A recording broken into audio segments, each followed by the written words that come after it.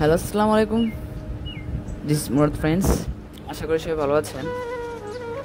আজ আমরা আবারও হাজির হয়েছি বাংলাদেশের এক অসাধারণ জায়গা নিয়ে। আজ আমরা এসেছি নগর দামুরহাট উপজেলায় অবস্থিত দেবরদিঘিতে ঘুরতে। দিঘির যাওয়ার রাস্তাটাও খুবই সুন্দর।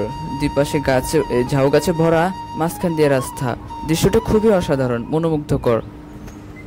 এই দিঘির পিছনে লুকিয়ে আছে হাজার বছরের এক ইতিহাস। আর যারা এই ইতিহাস সম্পর্কে জানবেন তারা অবশ্যই এই ভিডিওটি দেখবেন। আর আমার চ্যানেল যদি নতুন হয়ে থাকেন তবে চ্যানেলটিকে সাবস্ক্রাইব করবেন, লাইক করবেন এবং শেয়ার করবেন।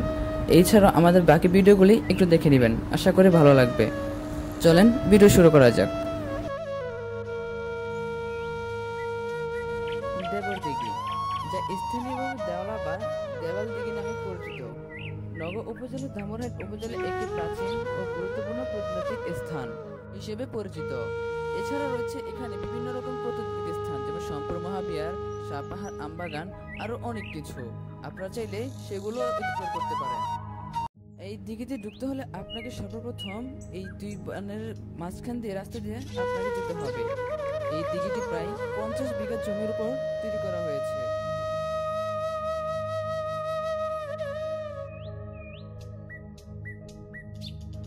এই দিঘি নিয়ে নানা ধরনের গল্প প্রচলিত আছে। লোকমুখে শোনা যায় এই দিঘিটি পাল রাজবংশের রাজা মহিপালের দুই ভাই খনন করেছিলেন।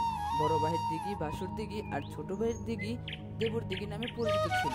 আবার অনেকে এই দিঘিকে দেবালয় দিঘি বা দেবতার দিঘি বলে ডাকেন। কেন জানেন? কারণ দিঘিটির পাশে একটি প্রাচীন মন্দিরের ধ্বংসাবশেষ ছিল বলে জানা যায়, যা প্রমাণ করে এখানে একসময়ের একটি দেবালয় ছিল। এইখানে আরেকটি মত হলো দিঘিটির প্রকৃত নাম দেবাল দিঘি বা দেবতার দিঘি। এটি সম্ভবত কোনো দেবালয় বা মন্দির বাসায় খনন করা হয়েছিল। দিঘির পাড়ে একটি প্রাচীন মন্দিরের ধ্বংসাবশেষ পাওয়া যায়, যা এই ধারণাটিকে সমর্থন করে। স্থানীয়দের বিশ্বাস এটি একটি পবিত্র জলাশয় এবং এর জলাশয় ব্যবহার করলে রোগ সেরে যায়। এই দিঘিটি প্রায় 50 বিঘা জমির উপর বিস্তৃত এবং এর গভীরতা প্রায় 50 ফুট। এটি প্রায় হাজার হাজার বছরের পুরনো বলে ধারণা করা হয়। আমরা নৌকা নিয়েছি, নৌকা দিয়ে এখন আমরা দেবরের দিকের মাঝখানে চলে যাব।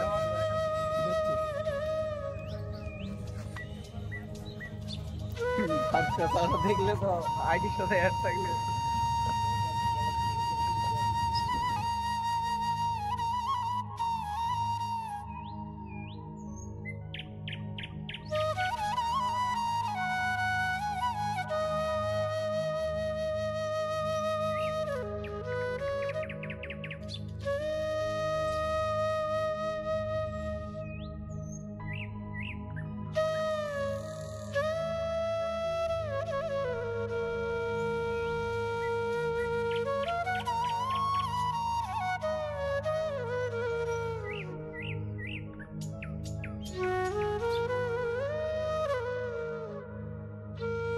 এই দিঘির মাঝখানে রয়েছে এক সুবিশাল স্তম্ভ, যা রাজা পাল মহাশয় তৈরি করেছিলেন।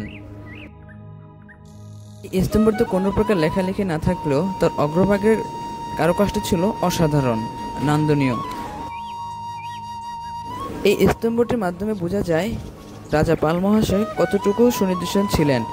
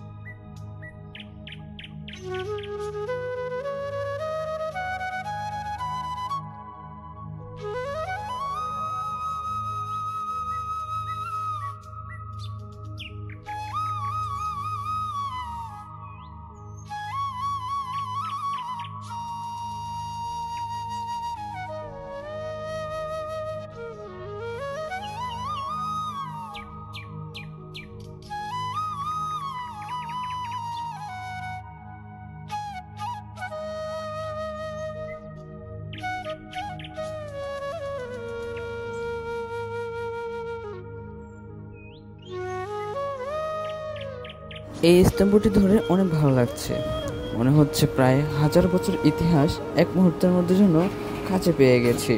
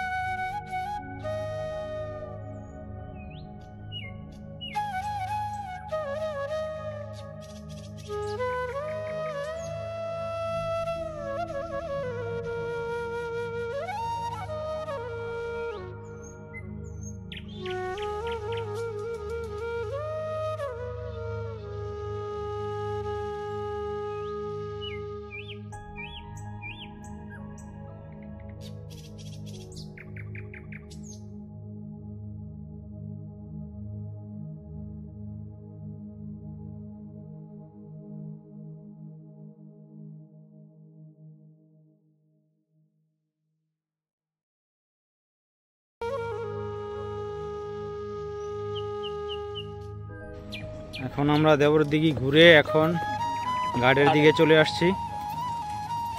নান্দনিক এই ঘাট সুন্দর করে ছাউনি দেওয়া আছে,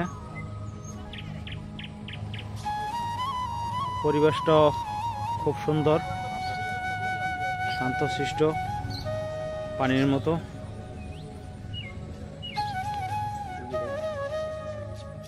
আমরা এসে পড়েছি। ভিডিওটি যদি ভালো লেগে থাকে তাহলে লাইক করবেন, শেয়ার করবেন আর সাবস্ক্রাইব করতে ভুলবেন না। আশা করি ভালো থাকবেন। এবার মতো বিদায় নিচ্ছি, দেখা হবে আরও কোনো ঐতিহাসিক স্থানে।